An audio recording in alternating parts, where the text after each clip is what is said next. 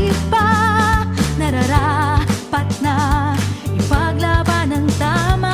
Ang susi ay nasa atin, kababaihan, kababaihan.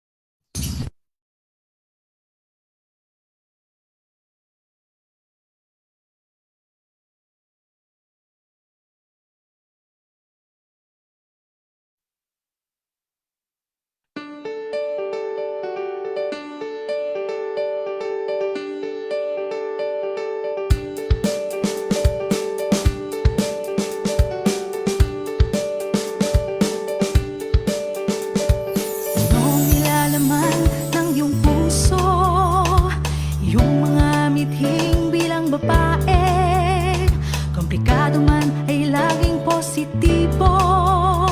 Natanaw ang makabuluhang pagbabago, masuko ang karahasan at pang-aabuso. Malipol ang armadong tunggalian, tumayo, sumigaw, ikalat ang balita, pantay-pantay lahat, walang pinagkaiba, nararapat na ipaglaban ng tama. Ang susi ay nasa atin, partnership with PNP Candabas Gender and Development webinar with the theme Awareness plus Vigilance equals to Action, DCC's Vow for a Better Vow-Free Philippines, in support and participation to the 18-day campaign to end violence against women 2022. Before we get started, I'd like to go over a few reminders for our session this afternoon. First, for our attendance, there will be a provided QR code at the end of this webinar where you can scan and fill out. It will be flashed on the screen at the end of our session. Number two, please check your microphone and stay on mute, except when you will be acknowledged to speak.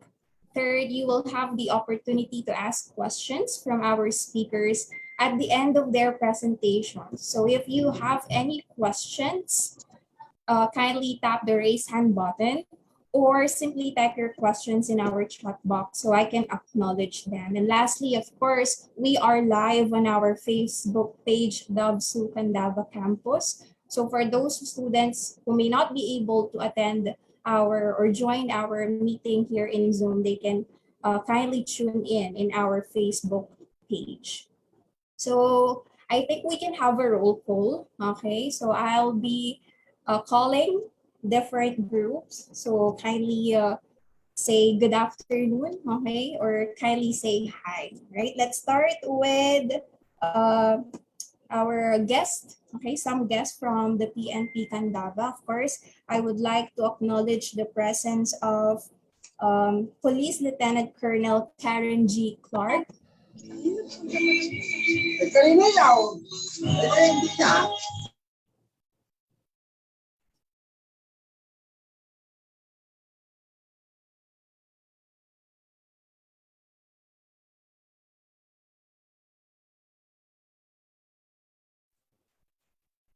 Hello.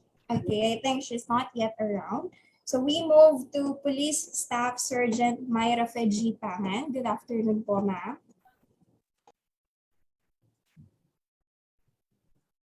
Okay, I think she's not yet around.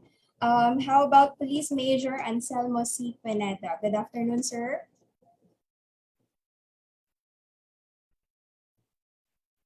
Okay, I think we are still waiting for them. Also, we have Police Staff Sergeant Wendy P. Conde. Good afternoon, ma'am. Hello po ma'am, good afternoon. On behalf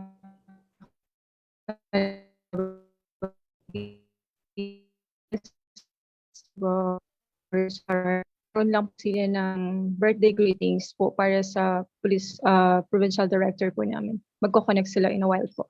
Thank you po. Okay, thank you so much po, Police Staff Sergeant Wendy. Also, I would like to acknowledge the presence of Patrolman Mark Angelo Basana. Good afternoon po sa inyong lahat. Also, I would like to acknowledge the members of the faculty. I am seeing Sir Kerson, Ma'am Kat, Sir Arnold. Sir Arnold, good afternoon.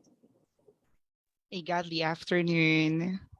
Good afternoon. How about I think I am seeing Sir Arvin as well. Good afternoon, Sir Arvin.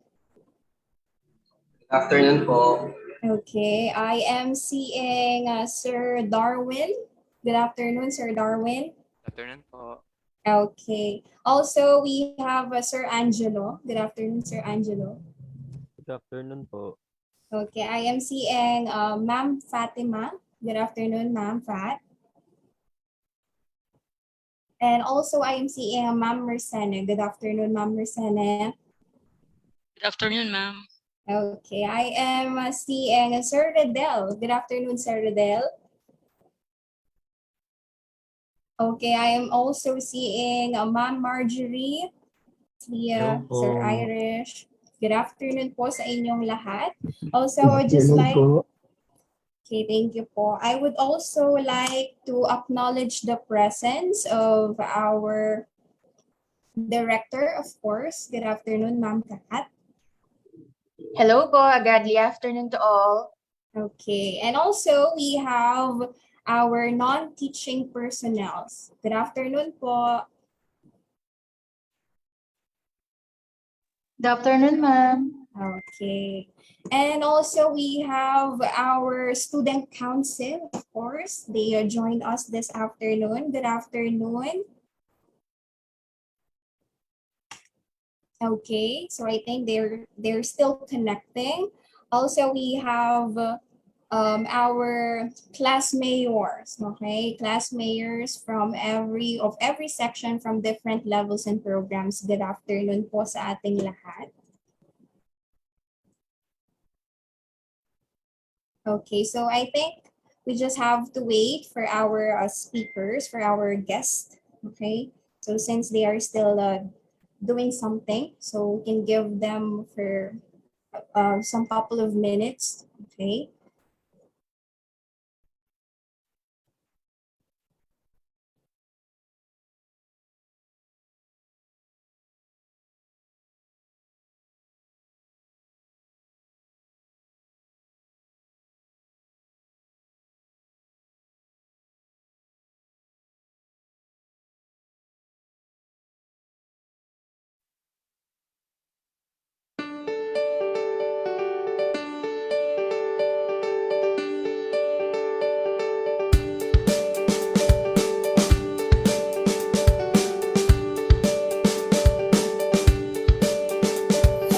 Ang nilalaman ng iyong puso, iyong mga mithing bilang babae.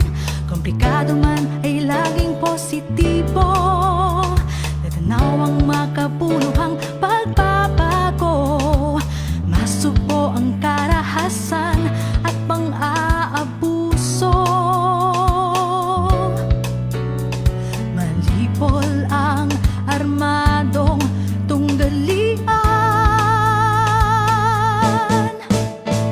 Tumayo, sumigaw, ikalat ang balita. Pantay-pantay lahat, walang pinagkaiba. Nararapat na ipaglaban ng tama. Ang susi ay nasa atin, kababaihan.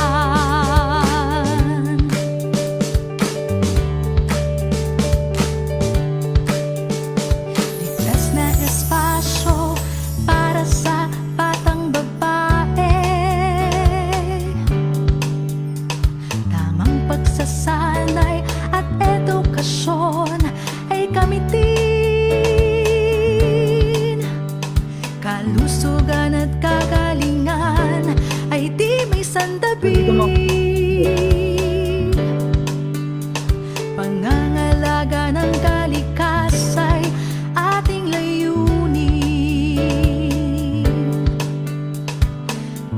pagtitibayin ng dignidad at karapatang pantao. Malayang pagdedesisyon at kapangyarihan. Tumayo, sumigaw, ikalat ang balita, pantay-pantay lahat, walang pinagkaiba. Nararapat na ipaglaban ng tama, ang susi ay nasa atin, kababaihan. Pagtataguyod sa pampinansyal na katayuan, ekonomiya at kabuhayan, mga mekanismong pang-institusyon para sa pagsulong ng kababaihan. Sa media ay ang tamang pagsasalarawan. Tumayo, sumigaw, ikalat ang balita, pantay-pantay lahat, walang pinagkaiba. Nararapat na ipaglaban ng tama, ang susi ay nasa atin. Tumayo, sumigaw, ikalat ang balita, pantay-pantay lahat, walang pinagkaiba. Nararapat na ipaglaban ng tama, ang susi ay nasa atin, kababaihan. Kababaihan. Recording in progress.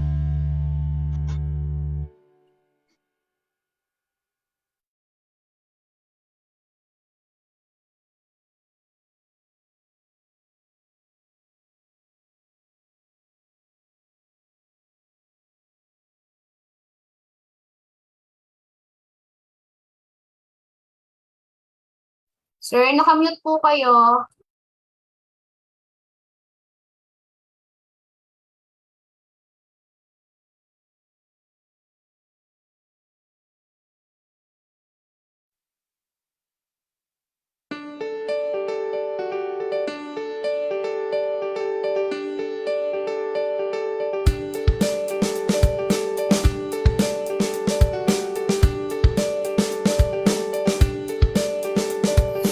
Anong nilalaman ng iyong puso?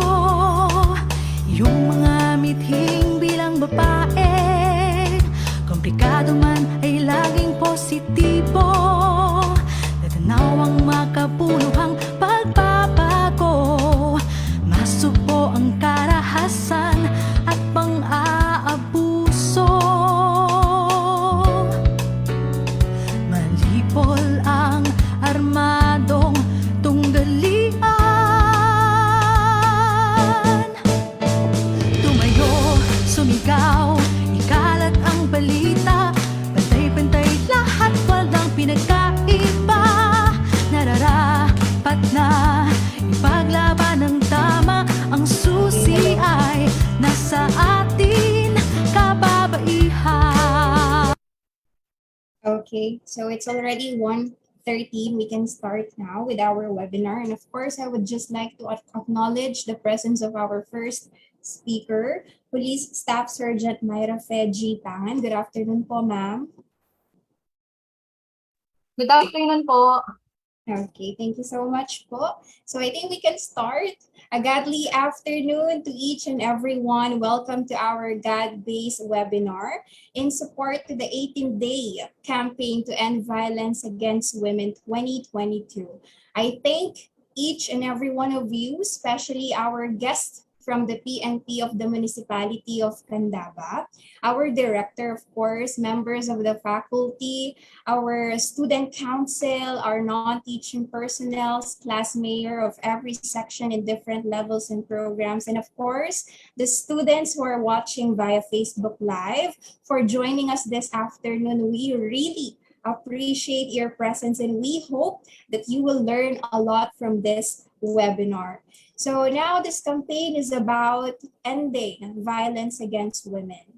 And violence against women, or VOW, is a significant public health problem and a grave violation of human rights. It manifests gender inequity, targeting women and girls because of their subordinate societal status.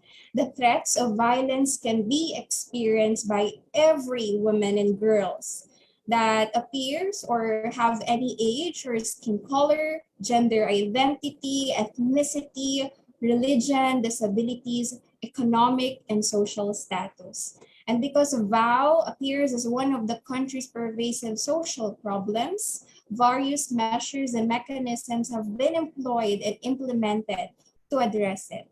That's why Don Honorio Ventura State University Candaba campus joins the observance of the 18-day campaign to end violence against women, with the theme Awareness plus Vigilance is Equal to Action. DCC's vows for a better vow-free Philippines.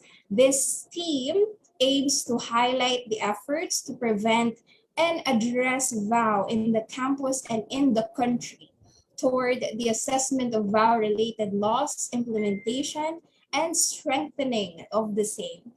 DABSU Candaba campus supports the government's action to sustain the drive towards a vow-free community. Now, to formally start our webinar, may I invite everyone to open their cameras as a sign of respect as we sing our Philippine national anthem through this video presentation.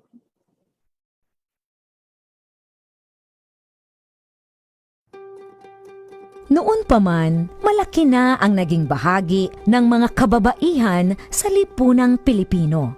Kaisa sila sa marubdob na paghahangad ng kalayaan ng ating lahi. Kabilang sila sa paglinang ng ating makulay na sining at mayamang kultura. Kasapi sila sa pagtataguyod ng mga adhikain ng kapwa mamamayan at sa pagtugon sa mga pangangailangan ng lipunan. Katuwang sila sa pagtuklas sa mga larangan ng agham at medisina. Kapanalig sila sa pagpapairal ng batas, karapatan at katarungan para sa lahat. Kabahagi sila sa paglilingkod sa bayan at sa pagpapanatili ng demokrasyang Pilipino. Sa paglipas ng panahon, hindi nagmaliw ang kanilang pag-ibig sa ating inang bayan. Mga kababayan, ito ang alay ng mga kababaihang Pilipino para sa bayan. Tumayo po tayong lahat at sabay-sabay nating awitin ang pambansang awit ng Pilipinas. Ayaw magiliw, pero sa silanganan, alam ng puso, sa dilim mo'y buhay. Lupang hinirang, dulatan ng pag-ibig, sa manlulupi, di ka masisig. Pinagin sa ating mo, ang higaya ng pagpay makahamig, ang mamatay ng dahil sa'yo.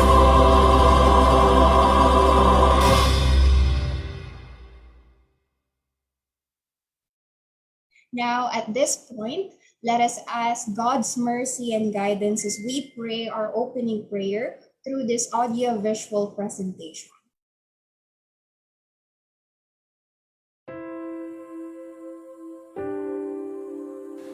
As we observe the 18-day campaign to end violence against women or VOW from November 25th to December 12th, we ask you, Lord, to look with kindness upon all of us who are gathered here. Fill our hearts and minds with love, wisdom, and courage as we face our daily lives. We pray for all women and girls who suffer from domestic violence, rape, incest, sexual harassment, trafficking, prostitution, and other forms of violence. May they have the courage to break their silence, find protection, healing, and justice. We pray for the perpetrators of VOW that they may learn to respect women and girls and stop the violence.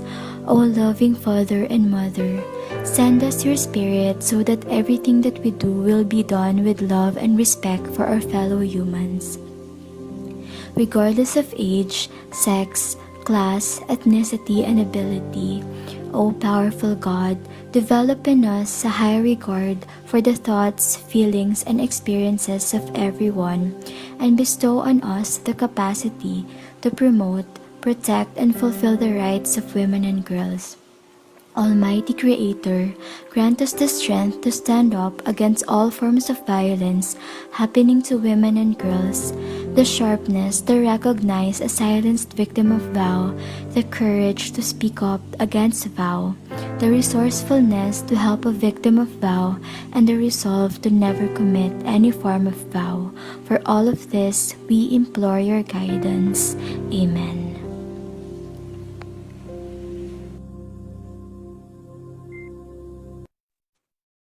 Okay, so now to begin our webinar for this afternoon, may we listen to our ever dearest OIC Directress of DABSU Candaba Campus, Ms. Kathleen Bianca P. Habon, to deliver her opening remarks. Good afternoon po.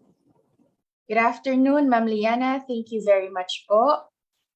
To the Administrative Council, headed by our endearing and dynamic University President, Dr. Enrique G. Baking.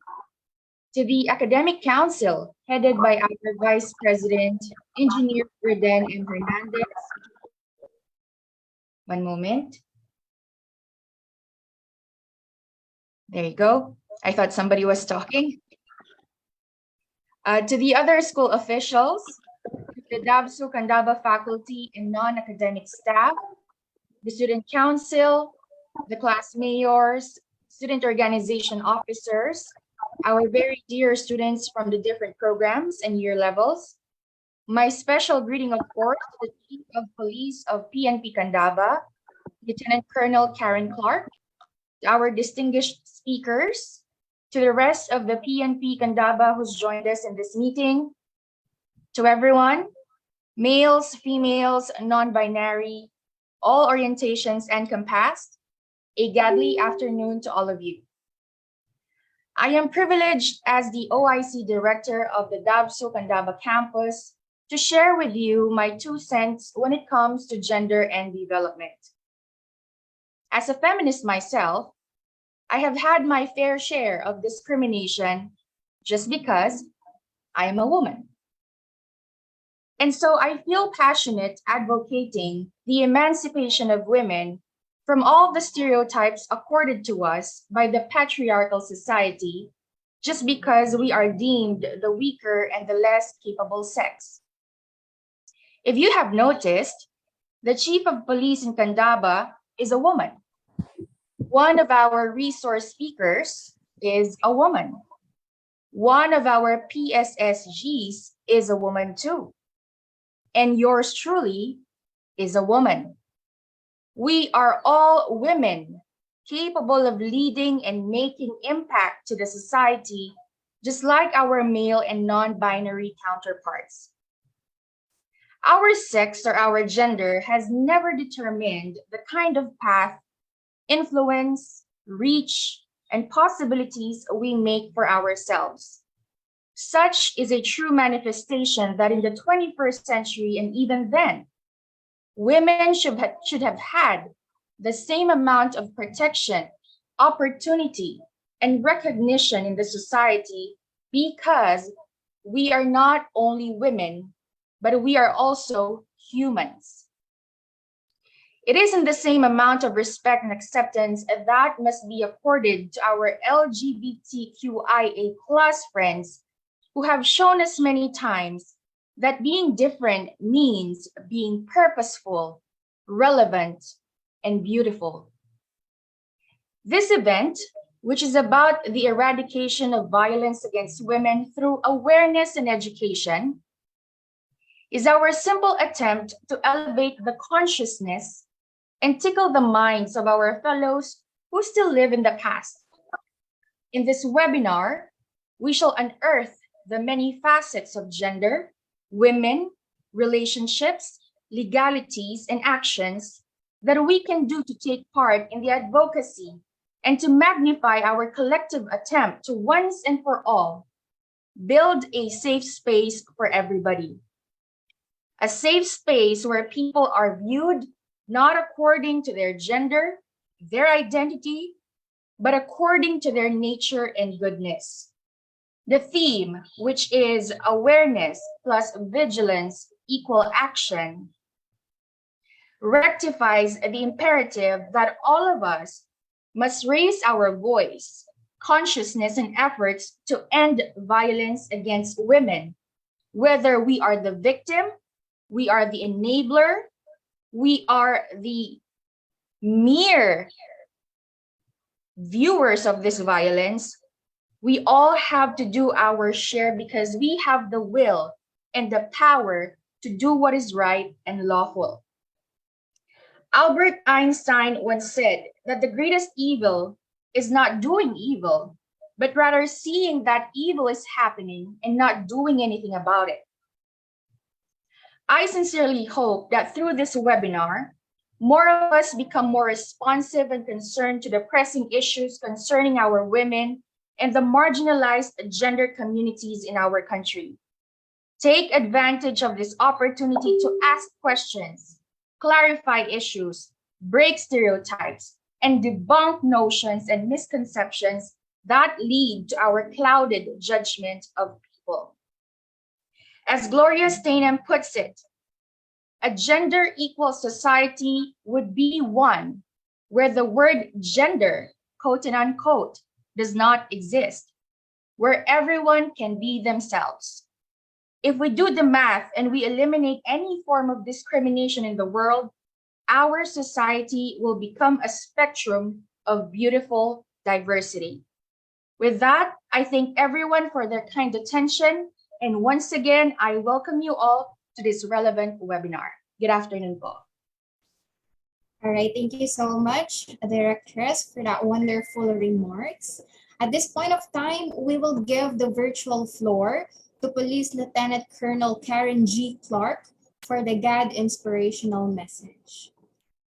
Good afternoon po.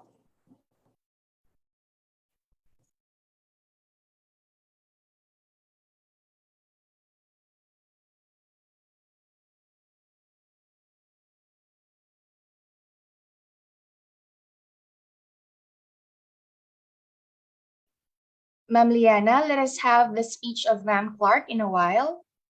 Okay. Since Ma'am Clark is not yet around, we can move on to the next part.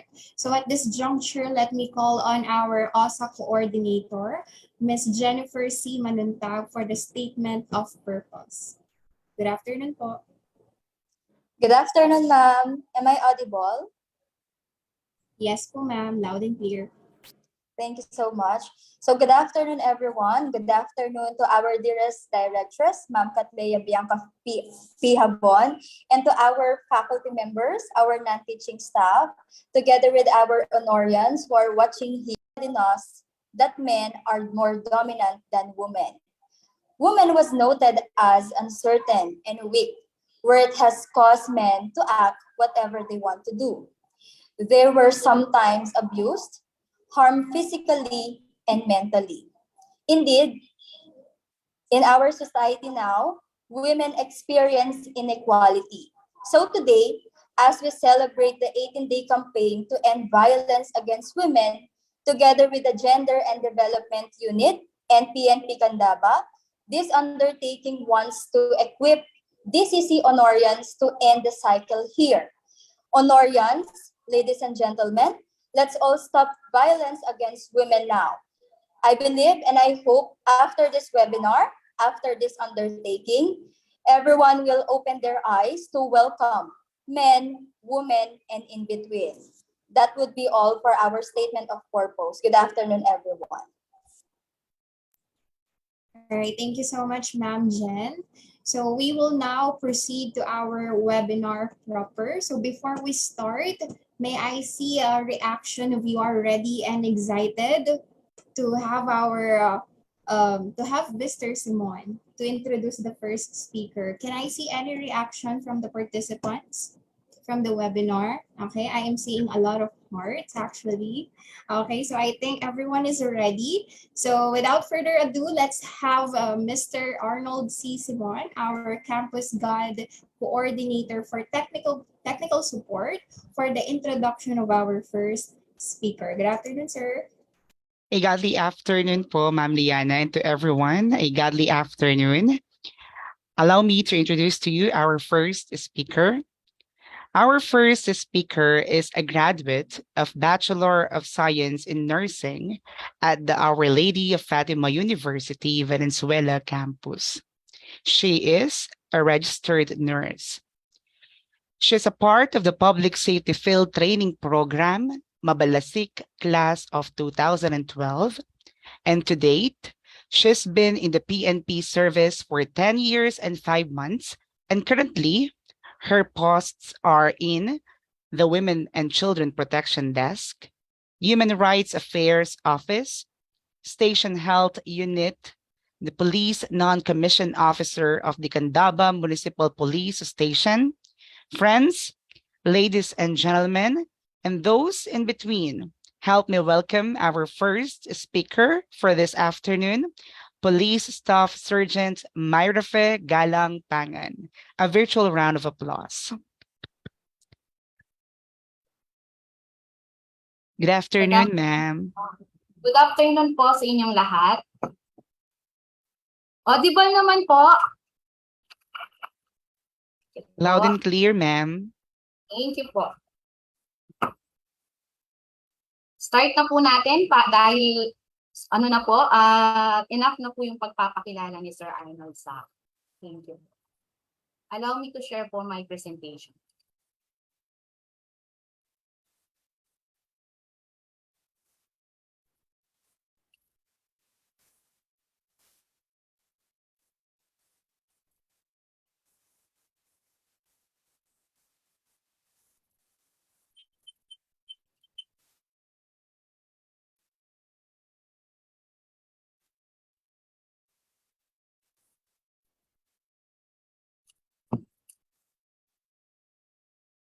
To start, ang karahasan laban sa kababaihan. Ano nga ba ang karahasan laban sa kababaihan? Ito ay anumang pagbabanta o aktwal na... Yes po. Ma'am, I think your presentation is not visible po on our end. Wait lang po. Thank you po.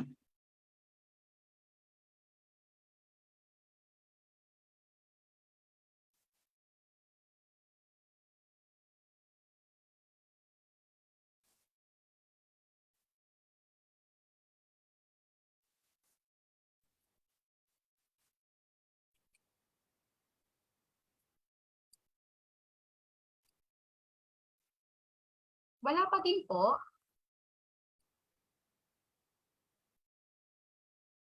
Bali, ang naka-flash po sa screen, ma'am, yung ano po ninyo, yung mga documents po. Wait po.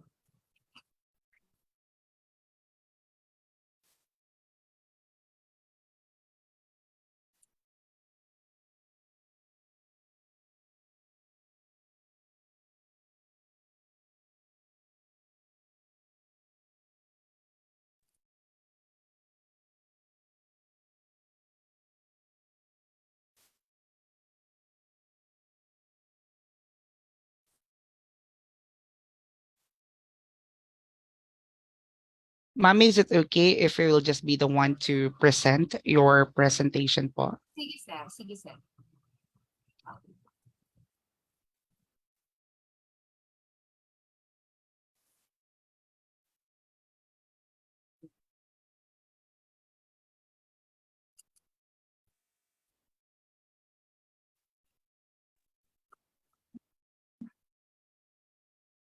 Is this your presentation po, ma'am? Opo. Okay po. Sige po. Ang karahasan laban sa kababaihan. Next po.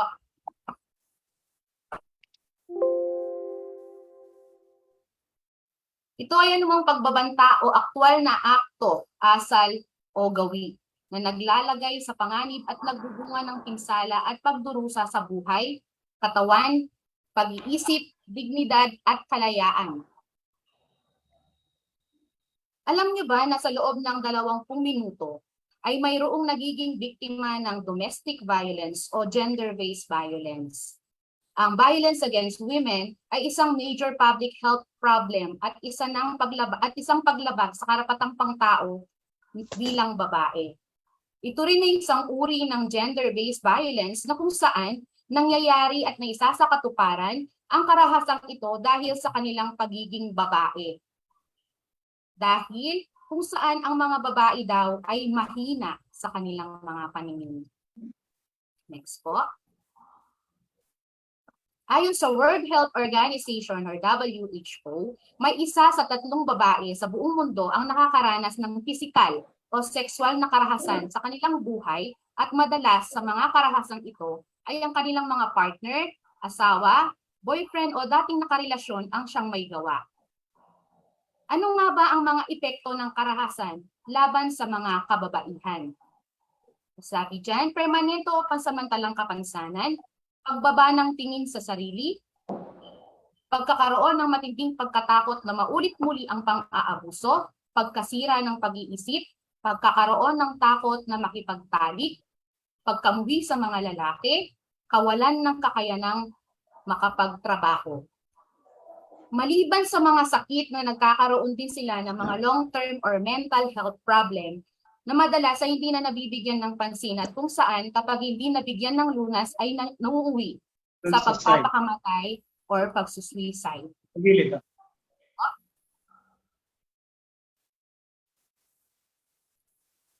Next please. Ano ba yung mga maling paniniwala ukol sa karahasan laban sa mga kababaihan?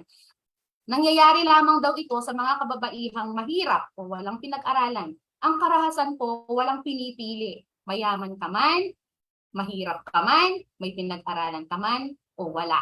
Ang mga lalaki daw ay mga lalaking walang matinong trabaho o lasinggero lamang ang gumagawa daw nito. Mali pong konotasyon yun or maling paniniwala dahil minsan may mga taong kung sino pa yung mga tinitingnan natin or tinitingala natin sa estado, sila yung nakakapag-commit ng karahasan. Po. Higit na mapanganib daw maging biktima ng mga taong hindi kakilala ng babae. Alam niyo po ba na halos karamihan sa nagiging perpetrator ng pang-aabuso or karahasan or gender-based violence ay hindi iba sa mga babae. Madalas, ito ay sarili nilang kapamilya, miyembro ng kanilang pamilya, sariling asawa, tatay, boyfriend. Nangyayari lamang daw ito sa piling lugar at oras. Wala pong pinipiling oras o lugar ang karahasan at pang-aabuso. Kasalanan din daw ito ng babae. Bakit hindi siya nag-report kaagad? Bakit hindi siya umalis kaagad sa mapang-abusong relasyon? Yun ang tinatawag nilang victim blaming. Wherein sinasabi nga kaya nga po sila tinatawag na biktima dahil sila ay biktima ng circumstances. Biktima na hindi nila ginustong mangyari iyon. Naandun sila sa insidente na yon. Yung tanong na bakit hindi sila nag-report. Siyempre, kultura po natin na mga Pilipino na sa isang relasyon, lalo't kasal or pamilya kayo, nais mo na buo lagi iyon. Na ayaw mong mabuhay or lumaki yung mga anak mo na watak kayo. Or yung tinatawag po nilang broken family. Wherein, mas pinipili nilang magstay doon sa mapang-abusong relasyon kesa kumawala sila doon dahil ang isip nila is kawawa yung mga anak nila. Wherein kung susumahin po natin at iisipin natin, mas kawawa ang mga bata dahil wala namang nananalo sa kanilang mag-asawa.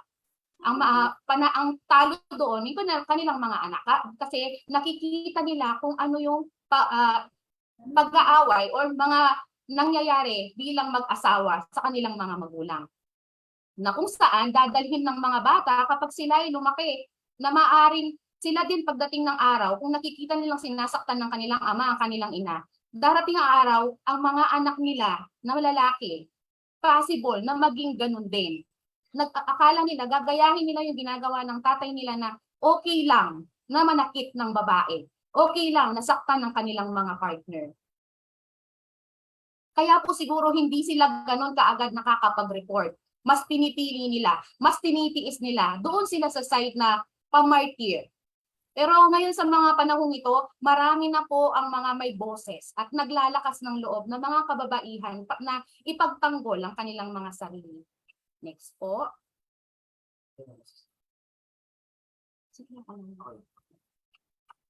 Ang Republic Act 9262 or the Anti-Violence Against Women and Children Law of 2004. Ang 9262 ay makukonsidera po nating public crime.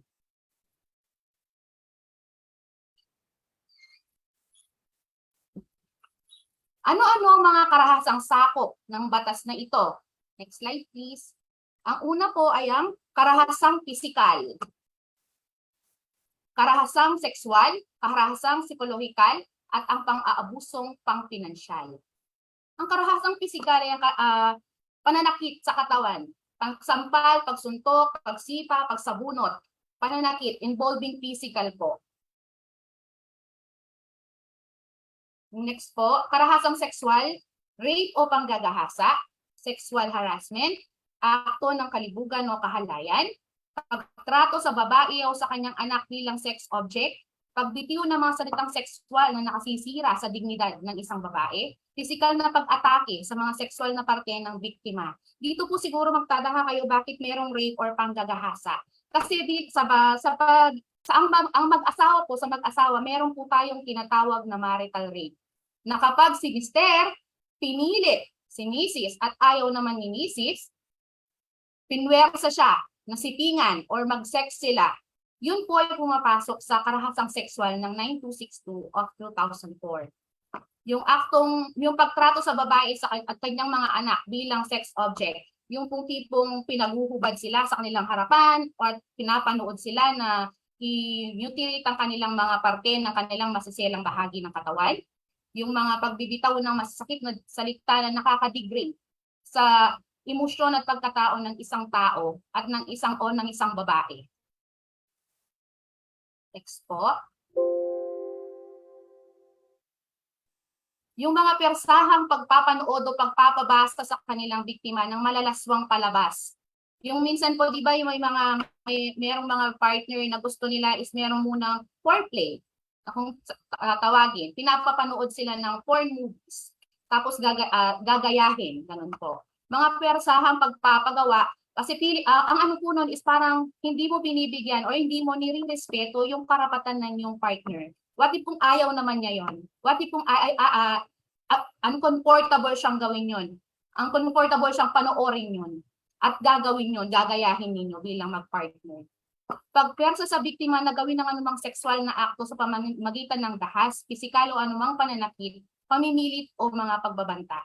Pagpasok sa babae o sa kanyang anak sa prostitusyon. Marami po sa atin ngayon na mismo kanilang mga magulang pinapasok ang kanilang mga anak sa prostitusyon. Kagaya na lamang yung mga sa online, binibenta nila through cyber sex yung mga anak nila. Kahit musmus pa lang po yan, marami po tayong mga na-rescue sa parte ng Pampanga. Patungkol po doon sa mga ganyang yung cyber sex po, kung tawagin po nila, na binibenta nila yung mga batang musmus, yung mga anak nila sa mga foreigner. Binibenta nila para sila ay kumita. Next po. Karahasang psychological or psychological, pananakot, panggugulo, stalking o pag-aabang sa mga galaw ng biktima, paninira ng ari-arian, pagpapahiya sa publiko, paulit-ulit na pang-aabusong verbal sa pananalita. Alam niyo po ba dito yung simpleng paninira ng ari-arian? Like for example, merong kasirola or kaldero si mami. Si daddy nung nag-away sila, pinagbabasag niya yon, pinagyuyupi niya. Alam niyo po ba na dahil yon ay importante kay mami, parte yon ng kanyang pagiging babae, or pag mahal na yung gamit niya na ayon. Yun po ay maaaring maging ano po siya, naging malungkot si nanay nung masira ng tatay yung mga gamit niya sa pangluto kasi parte ngayon sa araw-araw niyang buhay. Yun po ay pumapasok. Ano ba ang naging impact nun sa psychological? Ano ba ang naging psychological effect nun kay mami nung sirain ni daddy yung mga panggamit niya sa pangluto? Naka-apekto ba yon sa kanyang pamumuhay bilang babae? Kung yun ay naka-apekto sa kanyang pamumuhay bilang babae, bilang nanay, yun ay pumapasok sa karahasang psychological or psychological abuse. Ilan pa sa mga ito ay ang mga sumusunod. Pangangaliwa. Next please po. Pagpapanood sa biktima ng pisikal, sexual o psychological na pang-aabuso ng kapamilya, yung ipinapakita sa mga anak kapag siya ay sinasaktan, kapag siya ay pinagsasabihan ng mga masasakit na salita na nakaka-degrade sa kanyang pagkatao at pagkababae. Pagpapanood sa biktima ng anumang klase ng kalaswaan, kagaya nga po ng sinabi ko kanina. Pananakit o pagpapanood ng pananakit sa alagang hayop ng biktima, kagaya po no kunyari may alaga kang aso, sinaktan niya, habang sinasaktan niya yon na nagaway kayo, tapos sinaktan niya, pinagtuunan niya ng galit niya yung alaga mong aso. Siyempre may impact yun dahil mahal mo, parte ng buhay mo, yung alaga mo na yon, yung pet mo na yon, yung alaga mong aso na tinuturing mo miyembro ng iyong pamilya. Meron yung impact sa karahasa or at pumapasok sa psychological abuse ng 9262 ng 2004. Di makatarungang pagkait ng karapatang alagaan o bisitahin ang kanilang mga anak. So, abusong pang-pinansyal, pagkakait ng pinansyal na suporta, pagpigil sa biktima na pumasok sa lehitimong trabaho, negosyo o gawain. Noong panahon pa ng mga Hapon, ang mga Kastila, ang mga babae tinuturing ng lang pangbahay lamang. Pambahay na yung mga pinaaral nila noon ay yung mga kalalakihan.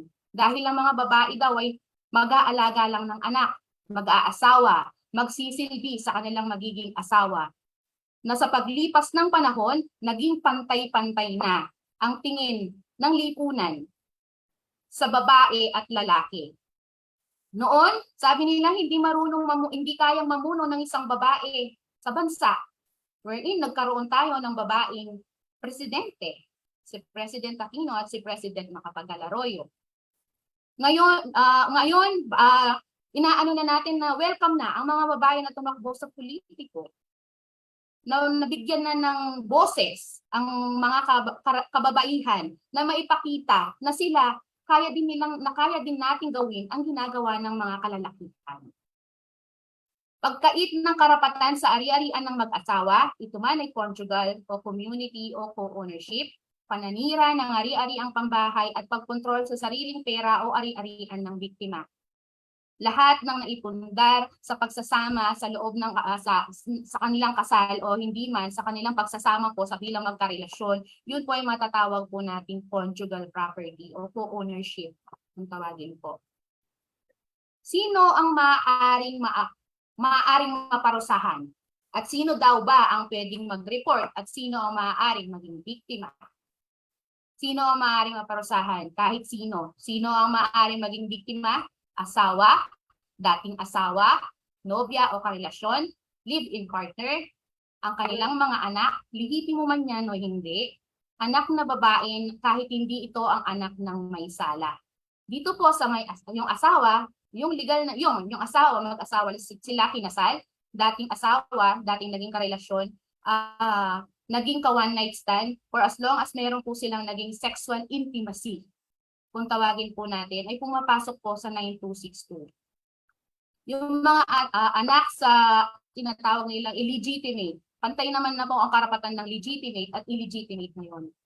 Mga anak ng babae, kunyari, stepdad nila si lalaki na perpetrator na nakit kay mami. Pwede rin po iyon pumapasok, mga anak ng kanyang kinakasama.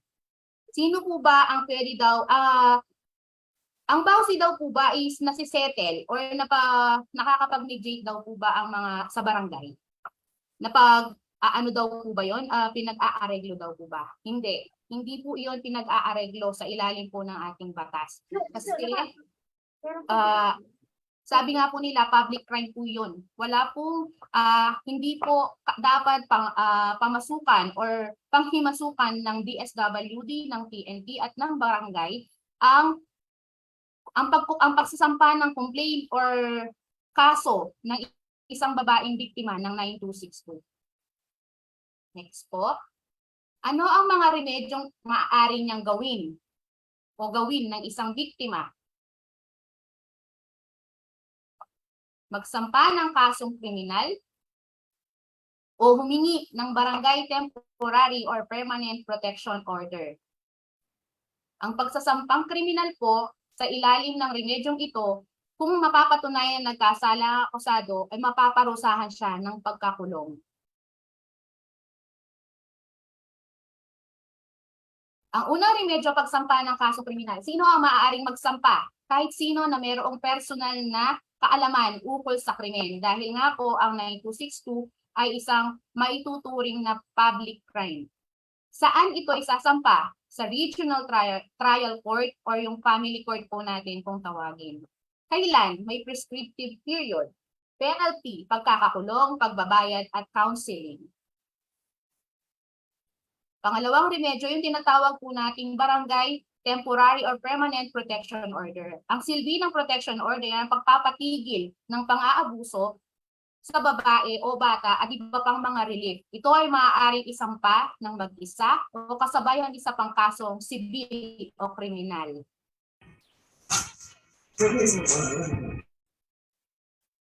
Ang barangay protection order po ay mula sa barangay na inuutusan ng aabuso na huwag saktan o tangkang saktan ang babae o anak niya. Yun po ay mayroong 15 days na validity. Ini-issue ng barangay, si barangay chairman. Kung wala si si kapitan, isa sa mga barangay officials po niya. Ang temporary protection order naman po or TPO ay binibigay ng korte sa araw ng pagsampa ng aplikasyon para sa protection order makaraan ng ex parte determination ng korte na nararapat na ibigay ang protection order sa biktima o sa complainant. Hindi na kailangan ng hearing para maglabas ng temporary protection order. Samantalang, ang permanent protection order naman po ay binibigay ng korte matapos ang notice of hearing. At yun po ay nire-revoke lamang kung mag-i-apply po nung mismong nag-apply o nung biktima para ma-revoke po yung permanent protection order o ma-lift na po yung PPO. So, ang barangay protection order maaaring magsampa sa residence o lugar na kinatitirhan ng biktima. Ang BPO ay mula sa punong barangay. Kung wala siya, sabi mo nga po, isa sa mga kanyang barangay kagawad. Ano ba ang epekto ng BPO? Ang barangay protection order ay personal na binibigay ng punong barangay o kagawad sa nang-aabuso o respondent o yung perpetrator po natin or yung na nag-uutos na tigilan na ang pananakot at pananakit sa biktima, tigilan ng pangaharas, panggugulo o kahit anong uri ng pakikipag-ugnayan sa biktima. Bawal na po niyang kausapin ang biktima. Paano ba ang pag-a-apply ng barangay protection order? Mag-a-apply sa barangay, ibibigay ang protection order sa aplikante or doon sa complainant, ibibigay ang protection order sa mga abuso or respondent, ipapareceive po iyon sa perpetrator or sa respondent. Ang barangay protection order ay isang aplikasyon na nakasulat, pinirmahan ng biktima sa wikang kanyang nauunawaan at inilalahad at susumpaan sa harap ng punong barangay o ng ating barangay captain. Ito po ay libre, tatagal ng 15 days or 15 araw, maaari itong ipa-renew pagkatapos. Ang paglabag nito ay mapaparusahan ng pagkakulong ng 30 araw ang respondent o yung inirereklamo. Bakit nga ba sa isang... Wait lang po.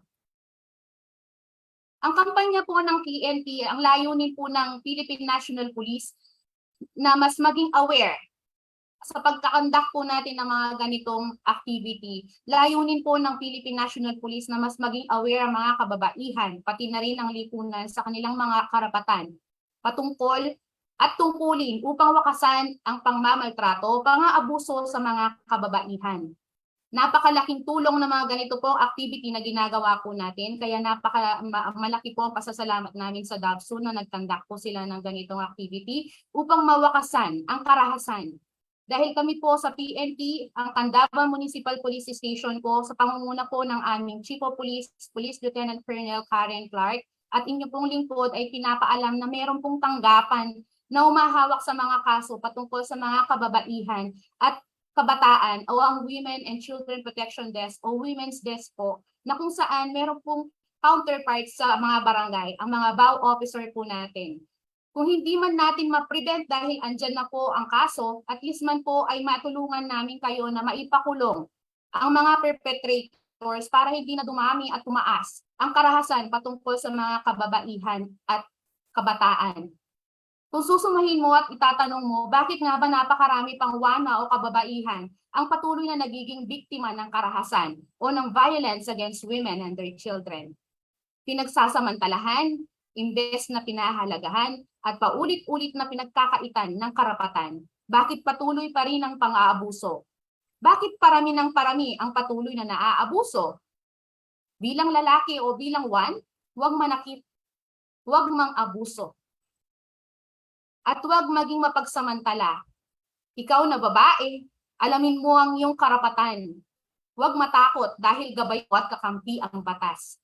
Dahil bilang babae, may magagawa ka tungo sa pagbabago ng ating lipunan. Kung hindi natin tatapusin o ihihinto ang pang-aabuso, sino? Kami po sa Candaba Municipal Police Station ay kaisa ninyo sa pagkampanya at pagsugpo sa lumalaganap na pang-aabuso sa mga kababaihan at kabataan.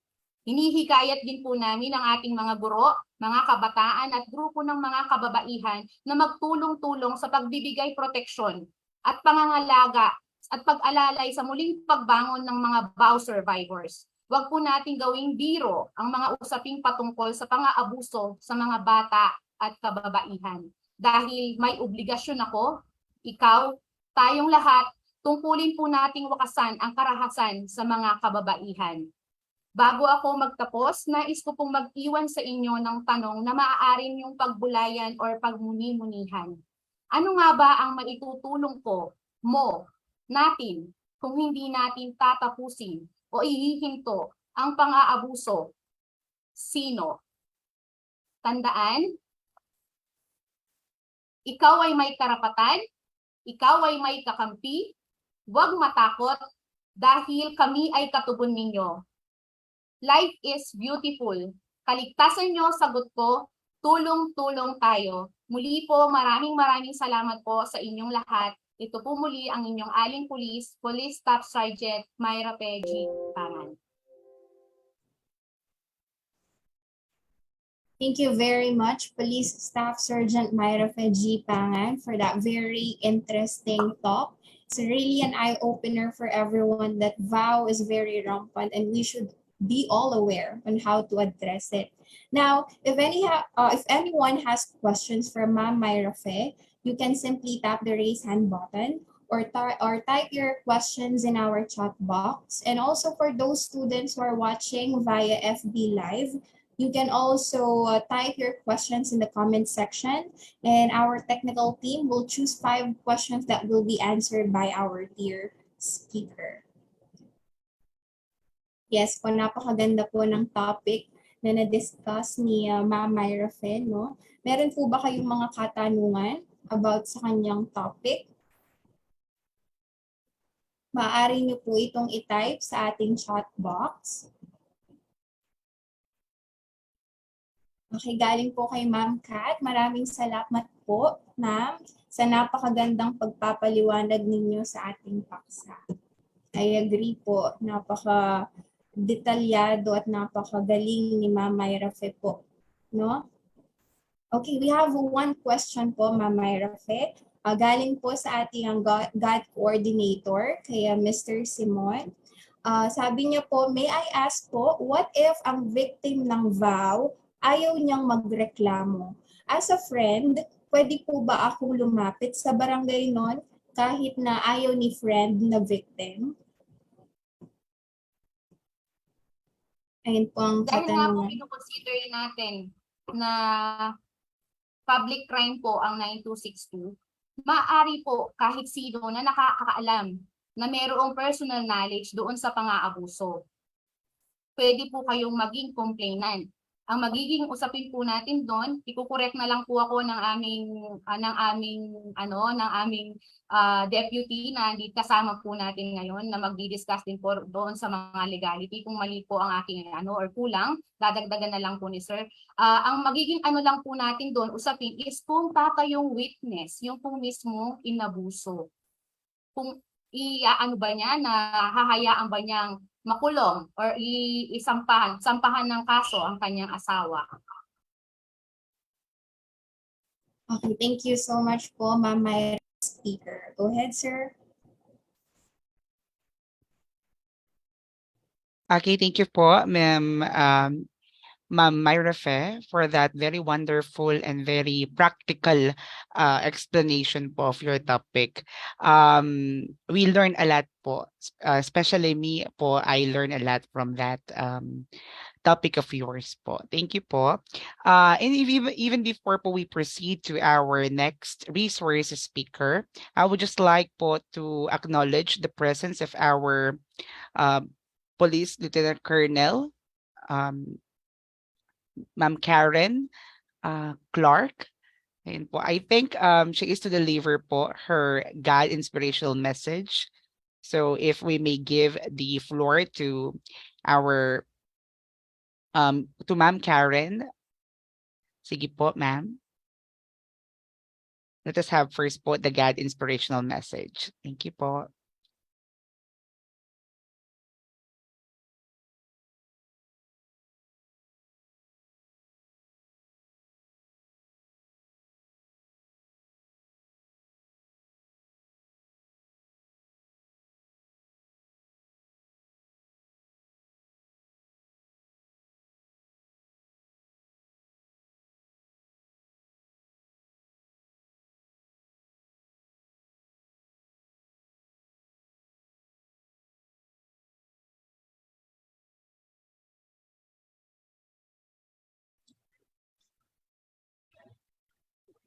Hello po, good afternoon to all.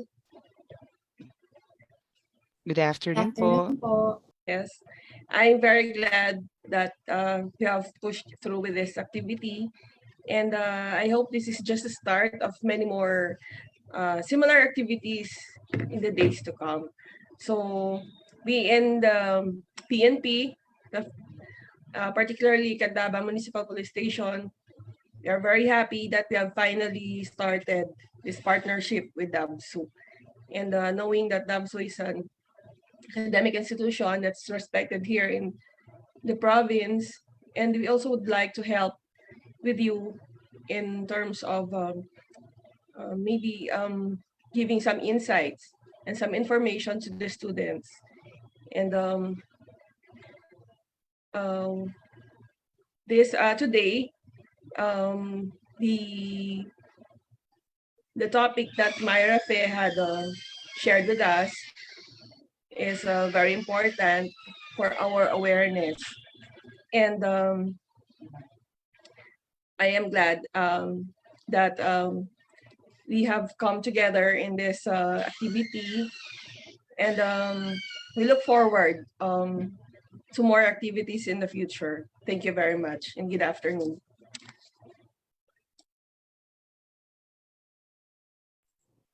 Okay, thank you so much po, Police Lieutenant Colonel Karen G. Clark, for a very good message po. So I think we can proceed po with the introduction of our second speaker.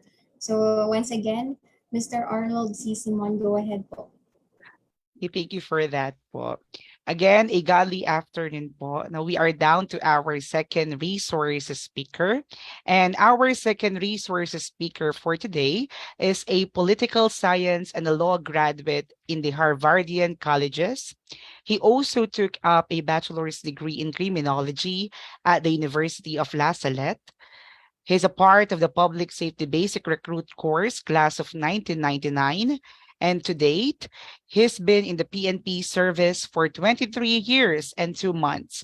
And he is the current Deputy Chief of Police of the Candaba Municipal Police Station. Friends, ladies and gentlemen, and those in between, help me welcome our second resource speaker for this afternoon, Police Major Anselmo Castro Pineda. A virtual round of applause po. A godly afternoon po, sir. Good afternoon po sa ating lahat. Ang topic ko po ay medyo sensitive pero napaka-interesting po. Isi-simplify lang po natin. Ito po yung kasong rape.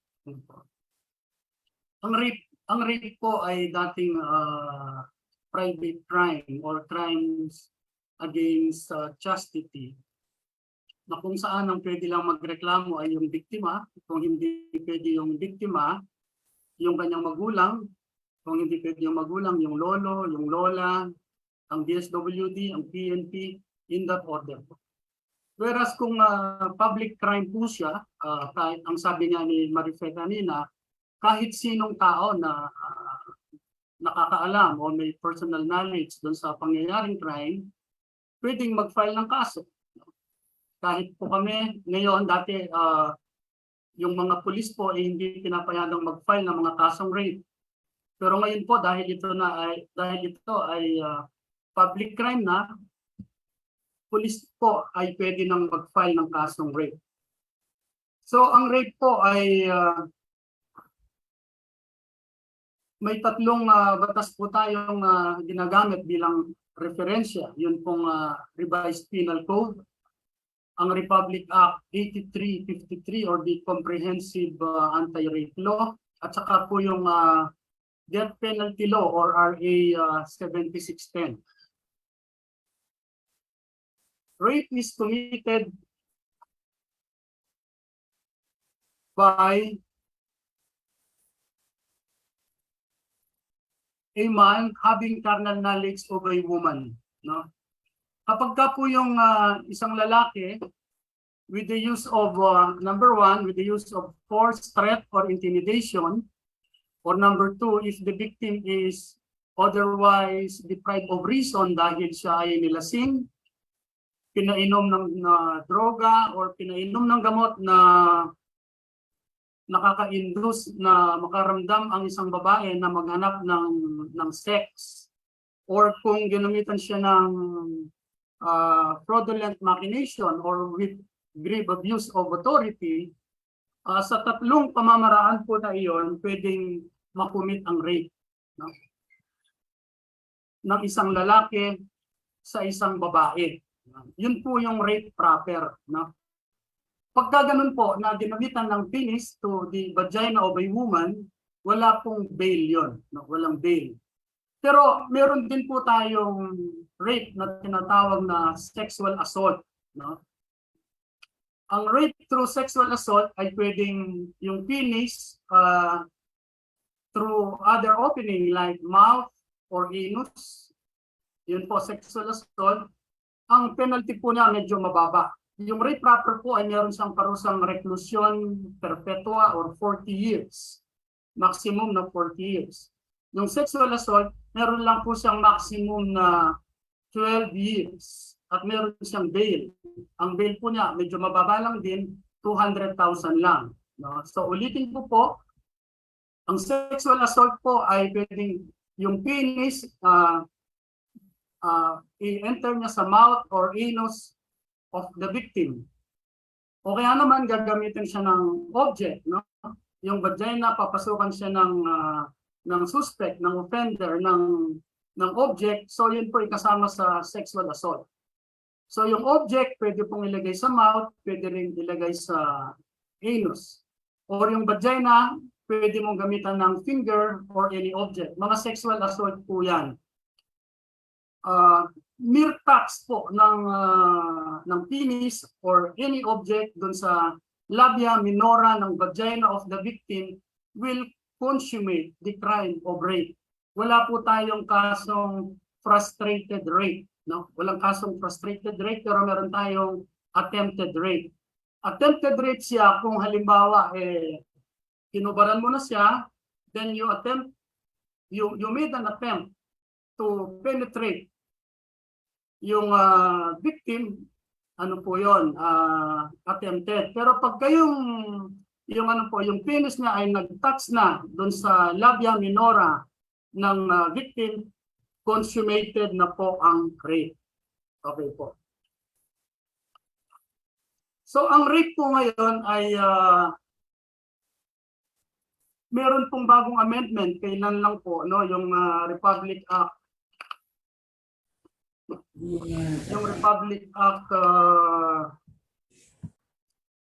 11648 po, no? 11648. Meron po kasi tayong dati na statutory rape na kung saan ang biktima ay below 12. Kung ang biktima ay below 12, kahit siya pa yung nag-aya doon sa offender, no? Halimbawa, na in love o nagka-crush yung victim doon sa offender, no? Nakaramdam siya ng sexual desire doon, siya yung nag-aya, siya yung nagbigay ng mga motibo para yung offender na lalaki ay gawan siya ng sex, magkaroon sila ng sexual intercourse. Regardless po doon, basta ang tinitingnan lang doon ay yung age ng biktima at nagkaroon ng sexual intercourse, statutory rape po yun. Kahit sabihin mo na walang yung mga how to commit rape po, yung sinabi kanina, yung with the use of force, threat, or intimidation, or if the victim is otherwise deprived of reason. Age of sexual consent po ngayon ay 16. So below 16, pag nagkaroon ng sex, no, ang tinitingnan lang ay yung nagkaroon ng sex at yung edad ng biktima, so statutory rape po yun. Ang parusa po niya ay again ay reclusion perpetua or 40 years. Kaya po, nagkaroon ding amendment doon sa tinatawag na simple seduction, yung pagtatanan ng minor. No? Dati po, pag nagtanan ka ng over 12 o nag-birthday na siya ng 12, below 18, no, ang tawag po doon ay consented abduction. Consented. Nagtanan. Napakababa lang po ng penalty. Pero ngayon, kapag ka nagtanan ka ng isang minor na hindi pa nag-birthday ng 16, then you commit the crime of rape. No? Wala pong bail. Because ang parusa po niya, inuulit po ay reclusion perpetua or 40 years imprisonment. Kaya po ma-observe natin sa ating mga medyo madalas po itong mangyari, yung pagtatanan po ng minor, yung hindi pa nag-birthday ng 16, hindi po yan masyadong pinapansin. Marami po, di po ba, napapansin nyo sa mga kapitbahay po natin, nangyayari yan. Okay lang po yan kung walang nagre-reklamo. Halimbawa, yung nanay ng biktima, yung magulang ng biktima, hindi nagre-reklamo. Okay lang yan. At saka kung ang age gap po nila ay walang 3 years. Kung walang 3 years po kasi yung offender incarno criminal liability. Halimbawa, yung 15 years old, itinanan siya ng 17 years old. Wala pong crime doon. Kasi doon po sa nabanggit pong batas, meron po siyang 3 years na pinag-uusapan na age gap. No? Pag lumampos po ng 3 years na age gap, halimbawa, yung 15 years old ay tinanan ng 25 years old. At pinamedical legal yung babae. Napakabigat po na kaso. No? Statutory rape. Statutory rape po because ang ibig pong sabihin siyempre ng statute, di ba, batas, no? Statute, batas o statutory rape, naging rape siya dahil yun, meron po tayong mga rape na tinatawag na heinous, no? Na kung sakali na imposable yung death penalty, ito pong mga kasong ito ay may parusang death, no? Hindi po lahat ng rape ay heinous or under the law, yung Republic Act 7659, no? Yung death penalty law. Meron lang po mga ilang instances na kung saan pwede nating tawagin na heinous ang isang kasong rape. Halimbawa po ay kung ang biktima ay pinatay, ang biktima ay nabaliw, no? Kung ang biktima ay ang nangarip sa kanya ay pulis o sundalo at nasa custody niya yung victim, o kung incest rape na ang edad ng biktima ay below 18. So ibig sabihin din kung ang incest rape na ang edad ng biktima ay 20, hindi siya heinous, pero meron din siyang parusang perpetua, no? Kaya lang hindi siya heinous. Kasi masasabi mo lang na heinous ang isang crime kung siya ay nakalista doon sa heinous crime law at meron siyang parusang death. So, kung ang nirape mo ay madre, yan, heinous crime yan. Kung ang nirape mo ay nahawaan mo ng sexually transmissible disease na serious at alam mo na meron ka tapos nag-rape ka pa, death penalty yan kung imposable ng death penalty. Kung ang nirape mo ay below 7, no? Kung ang nirape mo ay below 7, hindi lang sa statutory, no? Mas mabigat siya sa statutory kasi kung ang nirape mo below 7, ang tawag din ay child rape. Child rape. Nuulit ko po, ang parusan niyan sana ay death, pero dahil suspended ang imposition ng death penalty, meron siyang parusang reclusion perpetua, at dahil reclusion perpetua, wala po silang bail. So, yun po ang ilang mga importanteng features ng ating anti-crime rate law. Kung meron pong mga tanong at pipilitin po natin masagot. Maraming salamat po at magandang hapon po sa ating lahat. Okay, thank you very much po to our second speaker, Police Major Anselmo C. Pineda. Thank you very much for sharing your knowledge and expertise po. No? Talagang marami po kaming natututunan mula po sa inyong mga discussion. Now, again, if anyone has questions for Sir Anselmo, you can simply tap the raise hand button or type your questions in our chat box. And also, again, for those students who are watching via Facebook Live, you can also type your questions in the comment section and our technical team will choose questions that will be answered by Sir Anselmo. Okay, so I think we have a question po. Galing po kay Ma'am Kat. Yes, Ma'am Liana, maraming salamat po. Magandang hapon po, Sir Anselmo. Hello po. Opo, meron po akong dalawang katanungan, sir. Unang-una po, meron po bang, halimbawa, yung biktima, na-rape siya Lunes. Tapos, tinago niya, ayaw niyang ipaalam kasi nga parang nakakahiya yung nangyari sa kanya. And then, mga 2 months, doon pa lang niya sinabi sa magulang, kaibigan niya na nirape ako ni ganito. Sa medico-legal po ba, lilitaw pa rin po ba na nagkaroon ng penetration? And sa punto de vista po ba ng batas, magiging rape pa rin po ba iyon? Makikita po sa medical legal po kung merong nangyari dati ng nangyaring sexual intercourse doon sa victim, no? Although ang makikita po doon na legal, ang makikita po doon ay yung breast laceration po. So ibig sabihin po mas madaling i-prosecute, no? At mas madaling mag-prove sana kung as early as possible po. Mas maganda nga po kung na-rape niya yun ay magpunta na sa police station para magawa na siya ng request ng medical legal examination para kasi po hindi lang naman kasi yung laceration ang tinitingnan meron po kasing maiiwang marka sa katawan noon.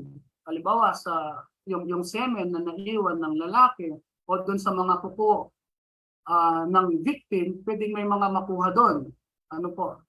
At saka doon sa mga sinuot niyang damit, no, kung mayroong mga naiwang mga buhok doon ng offender, mas madali po sana. Pero just in case po na nangyari nga iyon, siyempre hindi naman natin talaga maalis kasama ng kultura bilang Pilipino na minsan talaga kino-consider natin yon na kahihiyan sa di ba? Kaya nga po yan private crime. Tinuturing na lang mas yung iba pinipiling mas manahimik. Pero at the moment na naisip niya na gusto niya nang sabihin, gusto niya nang magsumbong, pupunta sa police station, gagawin po natin ng request, pupunta sa crime lab po para ma-examine siya. Kaya lang hindi na natin ma-aresto yung tao. Kailangan po i-demanda siya, yung tawag ng police doon po yung yung regular filing na lang. So kukunan siya ng affidavit, kasama yung mga attachment ng mga resulta sa crime lab, at kung merong witness, kung merong mga nakuhang mga CCTV footages, kung meron silang mga halimbawa conversation sa cellphone, i-attach yun sa buong case folder at ipafile sa fiscal's office through regular filing. Then sasagot yung yung suspect o yung respondent, no? Kung bahala siya kung ano yung sasagot niya. Unlike kung agad siyang nagsumbong, ang tawag natin po doon ay inquest proceeding after nang maaresto yung tao. Kasi ang pulis po kasi, kahit walang warrant, kung sa harap ng pulis nangyari yung insidente o nangyari yung crime, mag-aaresto po kami ng walang warrant kung nakita namin mismo. At pwede rin pong mga-aresto ang pulis kung kakapangyari lang ng crime. Halimbawa po, nagsumbong siya kaagad-agad sa police station. Nandun pa yung mga sugat niya sa katawan niya, yung mga galos niya, tapos umiiyak siya. Yung talagang makikita mo talaga yung remorse na nararamdaman niya. Ang police station po through the office of ng WCPD po, no, kay Marife. Si Marife po at saka ang kasama po yung mga pulis natin, pupunta po doon sa suspect, hahanapin yun at aarestuhin po yun ng walang warrant, ikukulong yun at ipafile yung kaso through inquest proceedings. Sa inquest proceedings po, hindi bibigyan ng opportunity na sumagot yung respondent o yung suspect. Unless i-avail niya yung right niya na mag-waive siya ng Article 125 ng Revised Penal Code at sasagutin niya yung binibintang na kaso laban sa kanya, pero nakakulong na siya, walang bail. Di po ba? So yun ang importance. Kung meron tayong kamag-anak, kakilala o kaibigan o kapitbahay na gusto niyang tulungan, advice po natin sila na agad-agad sana o through this forum po na nangyayari ngayon, kung meron tayong mga nakikinig na maging biktima ng ganong karahasan, napaka-importante po na agad tayong magsumbong, no? Kasi po time is of the essence po yung mga kaso, no? Sabi nga sa English yung strike the iron while it is hot po. Ganun po. Kasi kung medyo nakaraan na yung ilang araw, ilang oras po, medyo nag-iiba na yung sitwasyon. Mas maganda po talaga kapag pangyari ng crime, isumbong agad para po magkaroon ng aresto. Yun po. Salamat. Maraming salamat po. Isa pa pong katanungan kung pagbibigyan niyo po ako. Hindi naman po sa minamanipulate ko po ang ating open forum. Pero napaka-interesante po kasi at talagang namumulat kami, no, sa katotohanan ng buhay. Hindi naman po sa nakikipag-marites ako. Pero yung pong kaso ni Bong Navarro. Pardon me po for my ignorance. Hindi ko po kasi alam kung rape po ba siya or attempted rape ang kaso niya. And then I've heard from the news na kapag bail po yata siya for the money na 500,000 pesos. So ano pong nangyaring proceeding doon? Kasi for what I know po, tapos na yung kaso niya and then biglang nabuksan ulit. Kung kay Bong Navarro ay rape proper, yung penis ginamit niya sa vagina ng victim, so rape proper dapat walang rape. Kaya lang po sa rules po natin sa bail, no, yung rule 114 ng rules of court po natin, kapag napatunayan ng akusado, no, magpipetition siya, petition for bail. So si Bong Navarro po nagpetition for bail. Although hindi bailable yung offense, pero kapag napatunayan ng akusado that the evidence of guilt is not strong. So yun po yung pinaghiringan nila. Sinasabi po ni Bong Navarro that the evidence of guilt is not strong. So kapag napatunayan yon, pwede siyang mapagbigyan ng husgado na makapagpiyansa. So yun po ang nangyari. Hindi napatunayan ng prosecution na malakas ang ebidensya laban kay Bong Navarro. Kaya pinagbigyan po siya ng husgado na makalaya pansamantala sa pamamagitan ng 500,000. Galing po sa ating faculty, si Ma'am Rochelle. So ang kanyang katanungan po ay paano po pag ang nag-rape is under 18 years old? Meron pong criminal liability yung under 18 as long as hindi siya bababa ng 15. Kasi po ang age of criminal liability po, no, doon sa batas na Juvenile Justice Act, no, Republic Act 9344, no. Pag ang suspect o ang respondent ay nag-birthday na ng 15 at gumawa siya ng crime, no? At yung paggawa niya ng crime ay with discernment. Ibig sabihin, naintindihan niya na mali ang ginawa niya. Like for example, ginawa niya yon, naglagay siya ng bonnet. Siyempre, alam niya mali yon. O kaya naman, ginawa niya yun, nagnakaw siya o pumatay siya o nang-hold up siya at ginamit niya yung kadiliman ng gabi para itago yung kanyang krimen na ginagawa. Siyempre, alam niya yon na mali yon. O kaya naman pagkatapos niyang magnakaw, itinago niya yung kanyang mga ginamit na tools or weapons. Siyempre, alam niya yon with discernment yun. So, kapag over 15, below 18, at he is acting with discernment during the commission of the crime, ano po yan, meron siyang criminal liability. Kapag po yan nakatanggap dito po sa police station, kapag nakatanggap po tayo ng mga ganyang kaso, pinafile po natin yan. No? Pinafile yan sa prosecutor's office, sa fiscal's office. Then ang fiscal's office po ay bibigyan ng kopya ang local social welfare para mag-conduct ng case study. No? Iimbestigahan po ang family niya, ang background niya, yung kultura nila sa kanilang pamumuhay. At kapag nagsabi ang DSWD na mayroong discernment, no? Kasama po din ang pulis sa pag-iimbestiga dyan. Kasi kapag gumawa kami ng police report po ng mga ganyang kaso, ay tinitingnan nga namin yon, yung nakabonet ba, nung sumakay ba sila ng tricycle, tinanggal yung plaka ng tricycle para hindi siya ma-discover. Yun po yung mga bagay na gano'n na mag-indicate na alam ng tao na krimen o mali ang ginagawa niya. Makakatulong yun sa ginagawang case study ng DSWD para may consider ng ating public prosecutor. Yan. At kapag po nakita na with discernment po, lalabasan po ng warrant, no? Doon yung mga adult offenders po. So the same po, ang sagot ko po doon ay mayroon pong criminal liability as long as nag-birthday na siya ng 15 kahit below 18 pa siya. Yun po, ma'am. Okay, maraming salamat po. I think po meron pong follow-up question si Ma'am Rochelle. Yung follow-up question niya po ay, pwede po bang maging alibi yung lasing lang kaya na-rape niya?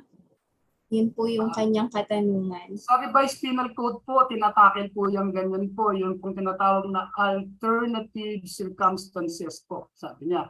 Yun pong pagiging lasing, pwedeng makapagpabigat, pwede siyang maging aggravating, or pwede siyang maging mitigating. But that cannot be made as exempting or justifying. No? Dalawa lang po ang pagpipilian niya. Alternative circumstances siya, pwede siyang magpabigat, or pwede siyang magpagaan. Example po ganito.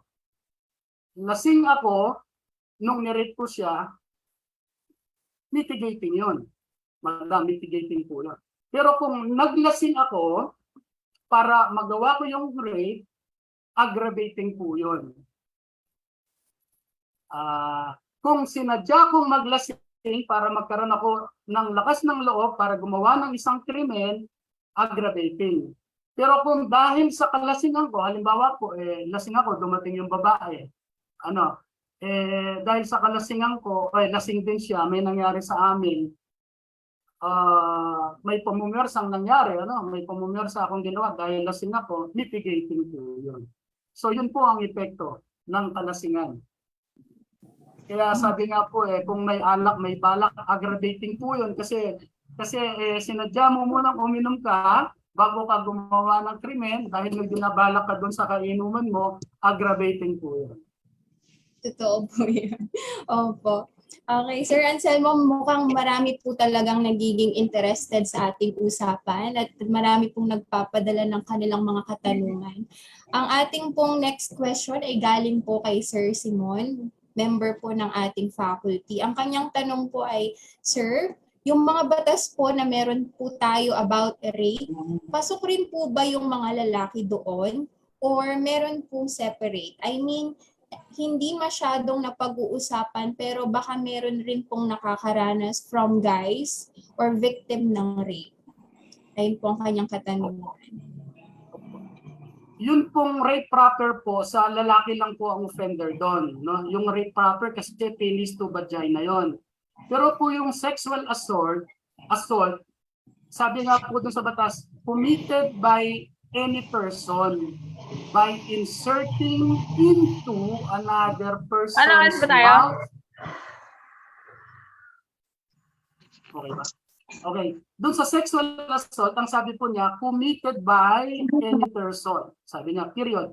By inserting into another person's mouth, anal orifice, or vagina of a woman. So kung ibig sabihin, yung lalaki, pwede siyang maging biktima. Halimbawa, mayroong isang lalaki, may penis siya, inilagay yung penis niya doon sa anal orifice ng kapwa niya lalaki. No? So, committed by any person. Pag any person, pwedeng lalaki, pwedeng babae. So, yung lalaki, pwede niyang i-rape yung kanyang kapwa lalaki. O kung halimbawa, yung lalaki, inilagay niya yung kanyang penis doon sa mouth ng kanyang kapwa lalaki, ano po yan? Rape by sexual assault. Ibang bagay naman po kung ganito. Kung ganito naman po. Halimbawa, yung biktima nagkaroon siya ng erection, tapos yung bakla inilagay niya yung penis niya doon sa mouth niya, yung victim, yung victim. So ibig sabihin, merong pumasok doon sa mouth ng victim. Ano lang po yon? Acts of lasciviousness lang. Ang tinitingnan po natin sa rape kasi ay yung insertion. Kailangan may na-insert doon sa victim. No? Na-insert either sa vagina, anus, or mouth. No? Kailangan may pumapasok sa victim. Pag ang pinasukan yung offender, wala po yun. Acts of lasciviousness lang. No? Kasi po yung word kasi na ginagamit sa rape law ay sabi niya ay by inserting, di ba? By inserting, palagi siyang by inserting into the victim. No? Walang by inserting into the offender. Okay po ba yan, ma'am? Na ano po natin? Paliwanag po ba? Okay. Opo. So yun po ang tinitingnan natin. Sa biktima may pumapasok, hindi sa offender may pumapasok. Kung sa offender may pumasok, acts of lasciviousness lang po if yung act na nangyari ay against the will of the victim.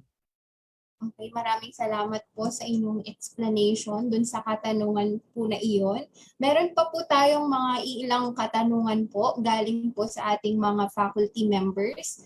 Ang susunod na katanungan po ay galing kay Ma'am Mercene. So ang kanya pong tanong ay, rape po bang matatawag if lalaki po ang pinwersa ng babae na makipag-sex sa kanya, wherein yung lalaki po ay lasing at di kayang iiwas yung sarili sa babae? Both are legal age po. Opo. Halimbawa po natutulog ang lalaki. No? Kunyari po, natutulog ang lalaki. Nananaginip siya or puyat siya or nakainom siya ng something na nag-cause sa kanya ng erection. No? So tumayo po yung kanyang penis. Tapos po napansin siya ng offender, yung babae. No? Hinubad niya yung kanyang panty, inupuan niya. Pwede bang magkaroon ng rape yun, yung mga ganong bagay? Hindi po pwede kasi walang pumasok doon sa victim, di ba? Ang napasukan uli ay yung offender, di po ba? So, paano magkakaroon ng rape kung babae ang offender?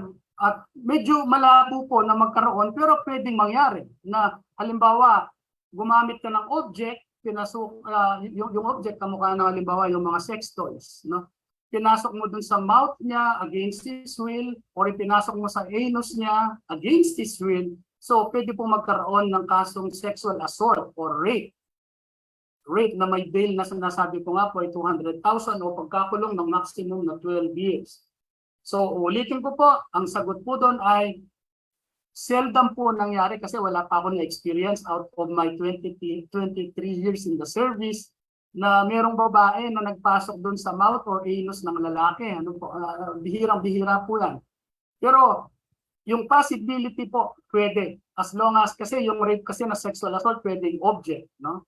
Or pwedeng part of his body. Like for example, yung finger niya, pinasok niya doon sa anus ng lalaki. Or pinasok niya doon sa mouth na nagkakaroon, habang ginagawa niya yun, ay nagkakaroon siya ng sexual pleasure, no? Nakukuha niya yung kanyang satisfaction because of by doing that. So, rape po siya by sexual assault. So, ang sagot ko po din ay pwede po, although seldom or bihira po. Or kasabi ko nga, wala pa ako na-experience na nakita na gano'n. Okay, maraming salamat Pwede po. Pwede po mangyari. Opo. Okay. Next question po tayo, sir. Galing po kay Ma'am Jennifer. Sabi niya po, question po, how about yung mga na-rape po, kaso with special needs? Ayun po ang kanyang katanungan. Ma'am, I think the question is yung mga nang rape po. Yes po, Kaso sorry. with special needs. Bali, Okay. yung mga offender po, may special needs po. Something like that. Kapag po ang nang-rape ay mayroong special needs po, pagdating po yan sa police station po, kinakasuhan pa rin po yan. Kahit po sabihin mo yan ay baliw, kahit sabihin mo yan na meron siyang mga kasong nawawala sa kanyang pag-iisip. Sa police po kasi at saka sa batas po, we do not presume insanity. In law and in evidence, what is presumed is good faith. We do not presume bad faith. What is presumed is sanity. We do not presume insanity. Kung nag-a-allege ka na insane ka o wala ka sa sarili mong isip, kakasuhan ka din, you have to prove it in court na through a psychological examination result that will prove that during that time that you are committing the offense ay insane ka. So, evidentiary po yan, no? Ikaw ang magpo-prove dahil ikaw ang nag-a-allege na insane ka, patunayan mo na insane ka nga. As long as sa police station, as long as may dumating na complainant, sinasabi niya na hinalay siya o ginawan siya ng krimen ng ganitong tao, kahit baliw ka, kakasuhan ka.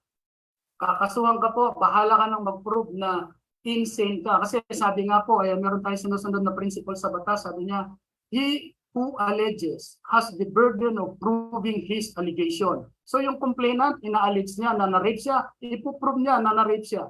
Ikaw na sinasabi mo na insane ka, you prove na insane ka. Yun po. Okay, maraming salamat po, sir. I think ito na po yung last question natin. Galing po kay Sir Paul Jan. Question po, paano naman po kapag sinabi ng victim na naharas siya virtually of in any form of social media? Ayun po ang kanyang katanungan, sir. Opo, ma'am. Sa atin po ngayon, dahil napakaraming mga nangyayaring mga kaso through cyber, ano po. Sa cyber, yung mga estafa nangyayari sa cyber, yung mga theft, identity theft, yung mga nag-hack, no? Ninanakaw yung pera mo sa GCash, di ba? Ang dami po, pati po yung mga voyeurism, yung mga mumurahin ka sa text, ilalibel ka through the use of internet, computers, cellphones. Meron po tayong office na na na-create ng PNP, yun pong Cybercrime Office. So ang Cybercrime Office po, sila yung maglulocate, mag-identify kung sino yung offender po, no? Pagka po yan ay na-identify na, doon po yan babalik po yan sa police station po kapag meron na pong suspect na na-identify ang Cybercrime Office, papailan po yan kung ano man yung kaso yan, kung cyberman yan, kung yung voyeurism man yan, no? Ganun po. Basta yung mag-identify po dahil ang mayroong expertise na para gumawa niyan ay ang Cybercrime Office po ng PNP. So ganun po. I-refer po muna namin sa Cybercrime Office. Ang NBI po, meron din silang Cybercrime Office. So ganun din ang ginagawa po nila. I-identify nila through the Cybercrime Office pag meron na pong suspect na identify. Kasi di tayo pwedeng mag-file ng kaso nang walang suspect. Nang walang nakapangalan. Kasi saan mo i-address yung subpoena, di ba? Sino yung uutusan ng piskal o ng musgado na magpaliwanag, sino yung ipapa-aresto kung walang pangalan. So napaka-importante po na ang pinakauna sa lahat, no? ma-identify mo kung anong klaseng crime yan. Pagka mayroon nangyaring crime, sino ang probable na gumawa niyan, no? So kung may titingnan yan, kung may probable cause, mag-issue ng warrant of arrest ang judge para may mahuli. Ulitin ko po, kung walang suspect, it will need further investigation until ma-identify ang suspect before po tayo makapag-file ng tinatawag natin isang kaso. Maraming salamat po, sir. Pasensya na po, sabi ko po kanina, last question na lang po yun, pero may mga umahabol pa po. Mukhang naging interesado po talaga sila. Another question po from Ma'am Rochelle. Sabi niya po, paano naman pag ni-rape tapos pinagbantaan pa na papatayin? Pwede po ba na rape and grave threat yung ikakaso? Hindi po. Di po ba ang kanina nung sa lecture, ang sabi niya, rape is committed through, number one, through the use of force, threat, or intimidation. Yung pinagbantayan, napapatayin kita is intimidation yon, no? Yun po ay way of committing the crime of rape. Hindi siya separate offense. Alisin mo kasi yung intimidation na papatayin kita, ibig sabihin consensual, walang rape. Di ba? Grave, grave threats lang. Pero kung yung ginamit mo yung grave threats, no, to intimidate the victim para makuha mo yung intention mo na ma-rape siya, then the case or the crime of grave threat will be absorbed by the crime of rape. Kasi necessary means siya. Necessary means to commit the crime of rape. Absorbed po siya. No intimidation. Okay po. Malinaw na malinaw po. Sir, what if naman po, sorry to interrupt po, pero what if po, sir, kung halimbawa, tapos na po yung act of rape, and then, tinakot niya yung babae na, subukan mong magsumbong, papatayin kita, papatayin ko yung mga pamilya mo. Ganun po, sir. Paano po kaya yun? Hiwalay po yun. Kasi hindi na po ginamit yung Okay, dun po maghihiwalay po, no, sir? the crime of rape. So, ang kaso po niya ay rape, separate yung kasong grave threats. Okay. Sa tingin ko po, okay na po tayo dun sa katanungang yun. Malinaw na po. Meron pa pong katanungan si Sir Irish. Sir Irish po. Good afternoon, ma'am. Am I audible po? Yes po, sir. Sir, tanong ko lang po, ito kasi scenario noong nakaraang August, nangyari talaga sa isa sa mga estudyante ko. Nagkaroon kasi siya ng dummy account, and then nakipag-chat din siya sa dummy account. And then, nagkaroon sila ng ang tawag dito, nagkaroon sila ng video sex. And then, yung estudyante is tinakot. Nai-record kasi yung video sex and then tinakot. Tapos, hiningan siya ng pera, hinihingan siya ng 50,000. Tapos, yung nangyari, para makabayad siya, is tinatakot niya yung bata. Medyo nakakaano kasi, na-reveal ko pa yung ng bata. Tinatakot niya yung bata na kapag hindi siya nakabayad, ilalabas sa school yung video. And then, yung bata, para makabayad, meron kasi tinatawag, di ko alam kung aware yung iba dito. Meron kasi silang tinatawag na walker sa mga babaeng nagpapagalaw online. Nalaman ko lang din ito nung nakaraan. Ginawang ganun yung bata. And even yung virginity niya is naibenta dahil sa pananakot. Tapos, nung mag-file kami ng case dyan sa presinto sa Arayat, sabi ng police, is napakahirap daw hanapin nung tao. Dahil yung pinakatanda lang namin is yung number na pinagsisendan dun sa Gcash. And then, nung pahintuin na yung bata, ipatigil yung communication, nilabas pa rin yung video dun sa school na pinag-aaralan niya. Sabi nung bata sa akin, parang lalong lumala lang daw yung senaryo. Paano kaya matutulungan yung bata that time? And nung last time, pinasyalan ko uli yung bata at tinanong ko siya kung kamusta yung case. Hindi pa rin daw gumagalaw yung kaso. At hindi pa rin po daw nakikilala kung sino yung lalaki na gumanon sa kanya. Ano po kaya paano kaya matutulungan ng batas yung ganong senaryo sa bata? Sabi kasi nung police dyan sa may Arayat, napakalaki po daw ng kaso na yun dahil nga parang sextortion yun eh. Hoping na nagets po yung question, sir. Maraming salamat. Opo. Kung yung bata nagkaroon ng sex sa kanya dahil doon sa pananakot na ikakalat yung video, again po, di ba? Doon pumapasok yung paliwanag natin kanina sa rape, yung through the use of force, threat, or intimidation. So, kung nagkaroon ka ng sex doon sa bata because tinatakot mo siya na ikakalat mo yung kanyang video, so yung pagkakaroon ng sex sa kanya ay rape po yun. Kung meron kang inihinging pera doon sa bata, halimbawa, hindi ka lang kahit magkano lang dahil sa pananakot mo na ikakalat mo yung kanyang video, robbery po yun, robbery, no? Robbery extortion, no? Robbery extortion. Kasi meron po tayong robbery with use of force of hunting at saka yung robbery with the use of robbery with violence against person or intimidation. So kung in-intimidate mo siya, na ikakalat mo yung video at nakahingi ka ng pera sa kanya, robbery yun.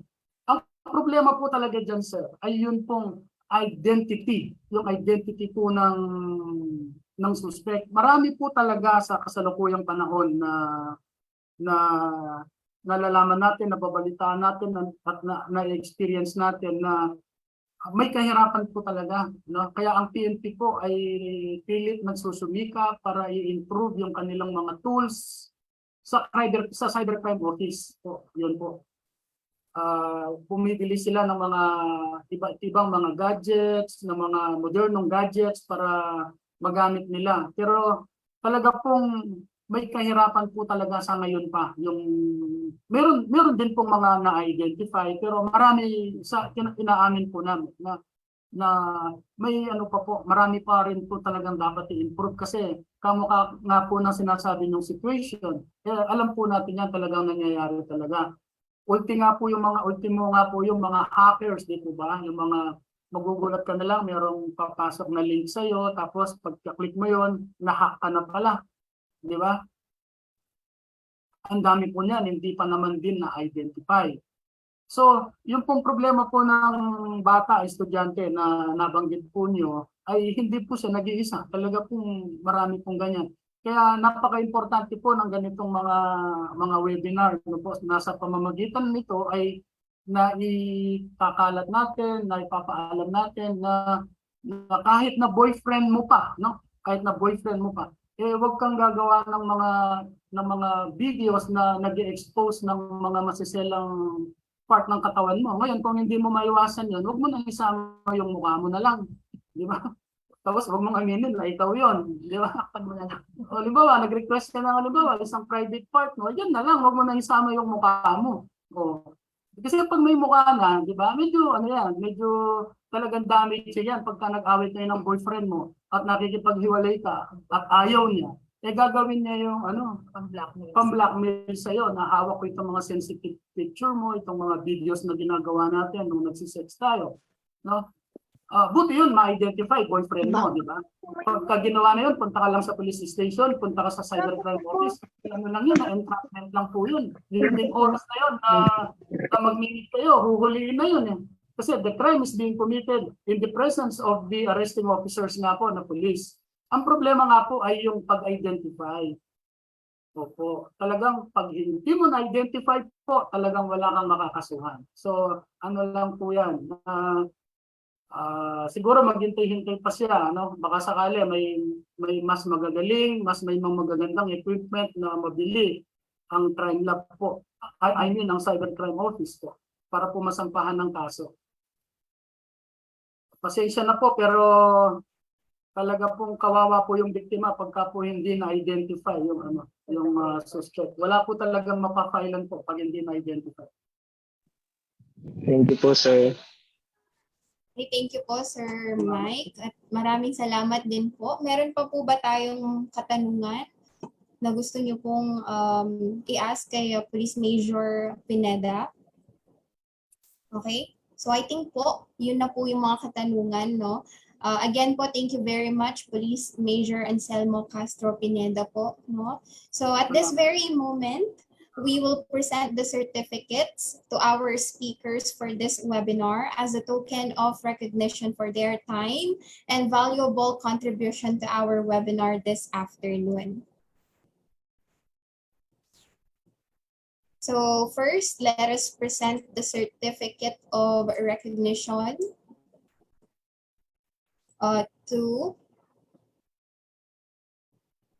Okay, so Don Honorio Ventura State University, Candaba Campus, Barangay Pasig, Candaba, Pampanga awards this certificate of recognition to Police Sergeant, Police Staff Sergeant Myra Feji Pangan for sharing her invaluable knowledge and expertise as a resource speaker on the topic Women Help Desk in the GAD-based webinar in support to the 18-day campaign to end violence against women, held via Zoom and FB Live on December 9, 2022, given this 9th day of December 2022 at Dabsu Candaba Campus, Barangay Pasig, Candaba, Pampanga, signed by our GAD Coordinator for Technical Support, Mr. Arnold C. Simon, our GAD Coordinator for Advocacy Information Campaign, Mr. Paul John D. Talyada, our Campus Directress, Ms. Catlea Bianca P. Habon, our University President, Dr. Enrique G. Baking, and our GAD Focal Person Concurrent Vice President for Student Affairs and Services, Dr. Dolores T. Kembao. Thank you so much and congratulations po, Ma'am Myra Fe. Okay, next po.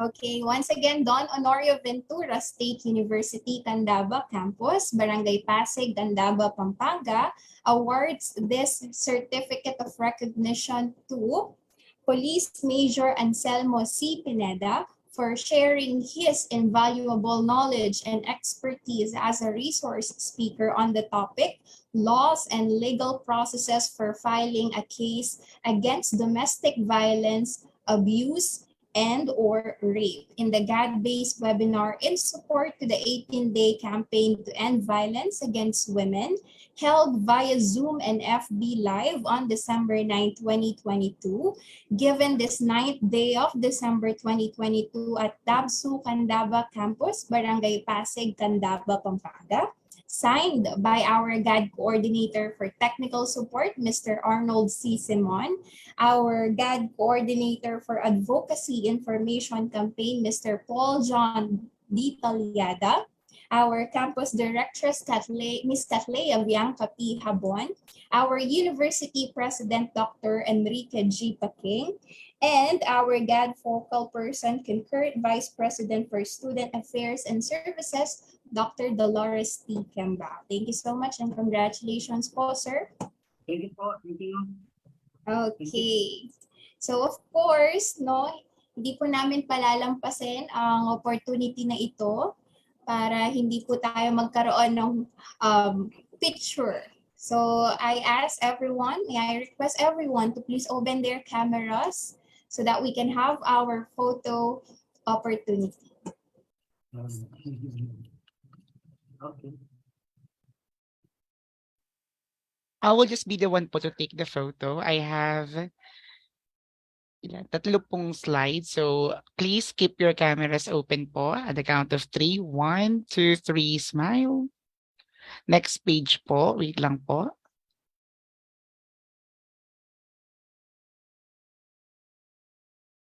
One, two, three, smile.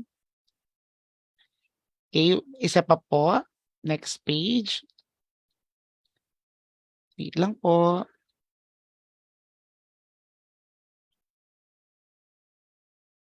Last. 1, 2, 3, smile. Okay, let's do the eval sign Recording po. stopped. Let's do the eval sign po. Sa Davsu po kasi, we are doing po this sign po. Ayan. Okay, 1, 2, 3. Recording in progress. One more pa po.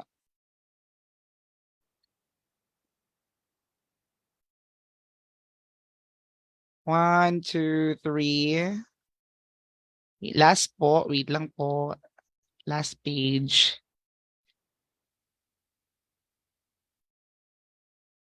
Okay. Thank you po.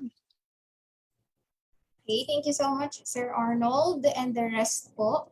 Now, as we end our webinar for this afternoon, let us have Mr. Paul John Talyada to deliver the closing remarks. Sir Paul John, good afternoon. Thank you, Ma'am Diana. Good afternoon po. Again, I'm sorry for I am not able to turn on my camera po. It's not working po kasi. And am I audible po ba? Yes po, sir, Okay loud po. and clear. Okay. Good afternoon, everyone, to our distinguished guests and speakers po and partners from PNP Candaba. Our guest speaker, Good-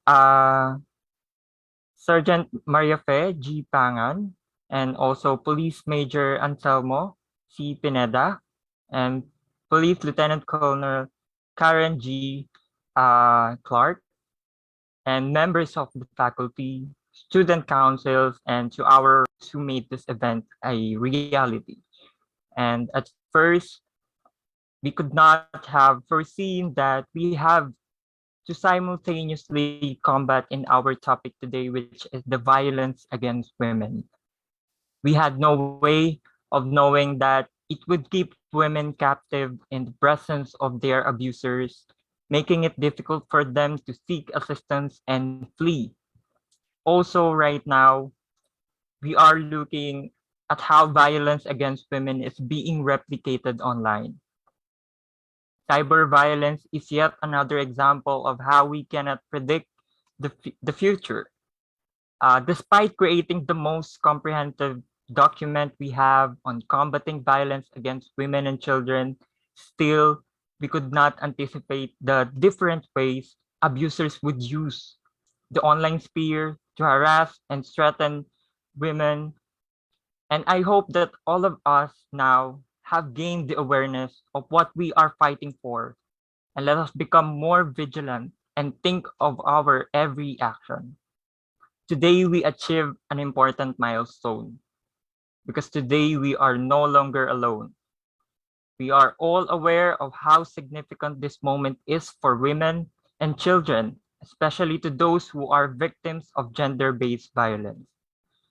We finally got specific instructions in partnership with our local service unit from PNP Candaba on how to build a comprehensive system that would totally protect the women and the children and bring us one step closer to putting an end to their anguish and suffering.